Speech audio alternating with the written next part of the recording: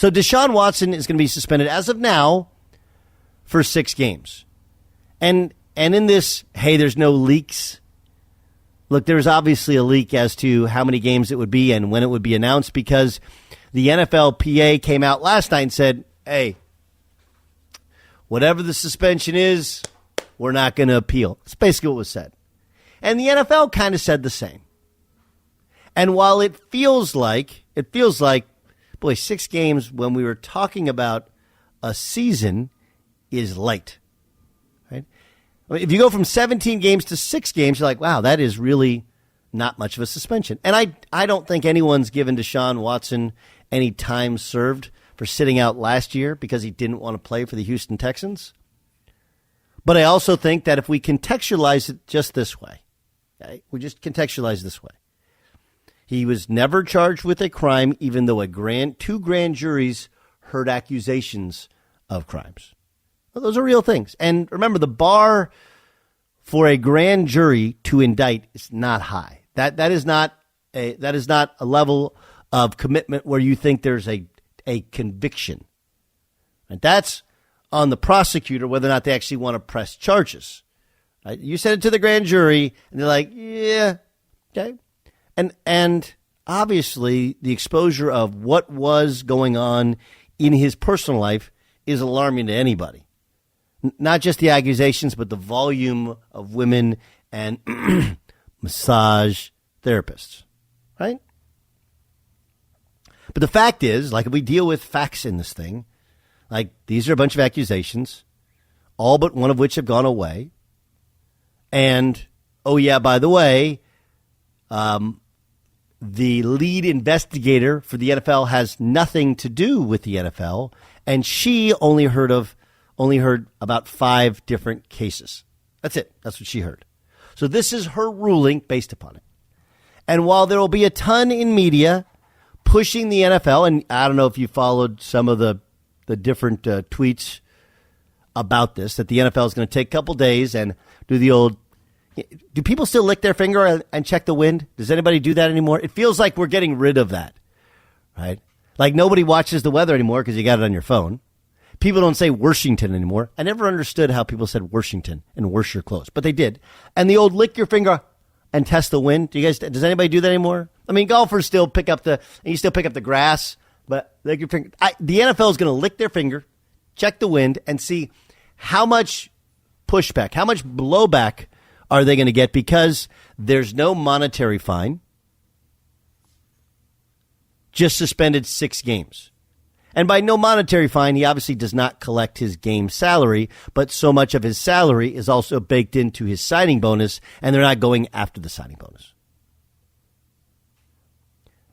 But I think this is a perfect setup for Roger Goodell.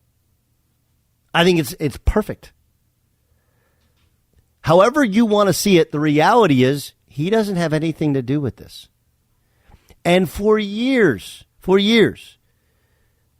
fans, broadcasters, the NFLPA, NFL players, they didn't want Roger Goodell involved in matters like this. They didn't want him to be judge, jury, executioner.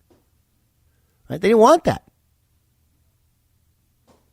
So in the new collective bargaining agreement, this is what they agreed to. All right, look, I can hear an appeal, right, but the fact is that what's the point of appointing a woman who's a federal prosecutor as head of an actual investigation, something that she knows how to conduct? That's not in Roger Goodell's skill set, really, right? It's just not. It was suddenly under his purview. All these things changed in the last 20 years. You know, I mean, it's like we all go back to what's going to happen is we're going to go back to things that have happened previously and say that's precedent.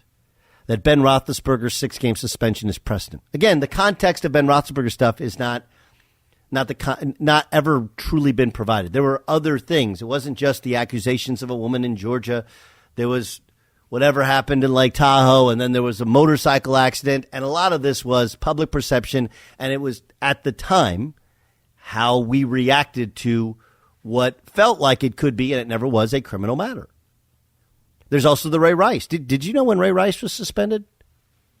That was the longest league-authored suspension for domestic violence ever. And what happened was there was such incredible blowback. Ray Rice's suspension went from 2 games to 6 games to essentially a lifetime ban. That's what happened. But this it actually works out great for Goodell because Goodell is no longer the bad guy. I don't have to be the bad guy. And the only way Goodell becomes the bad guy is if he appeals.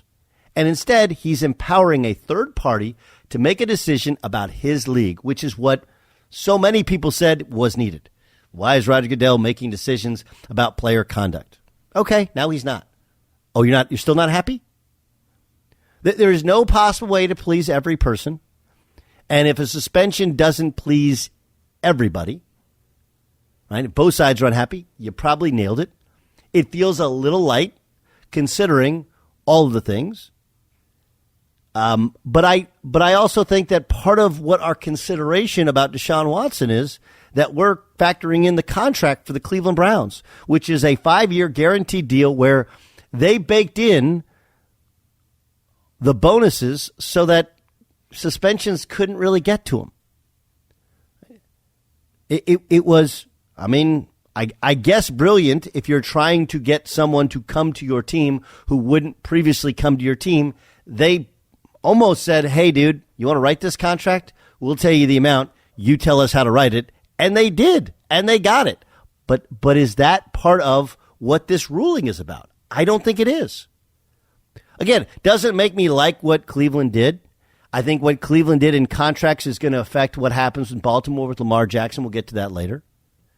I think the league kind of helped them out, whether knowingly or unknowingly, with a soft start to their schedule, playing without Deshaun Watson.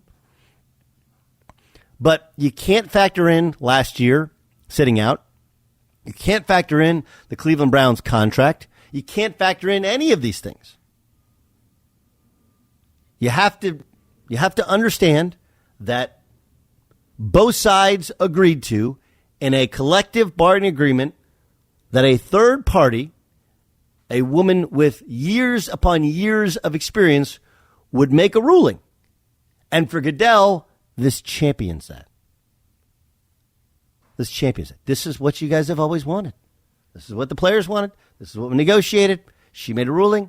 I'm going to support it.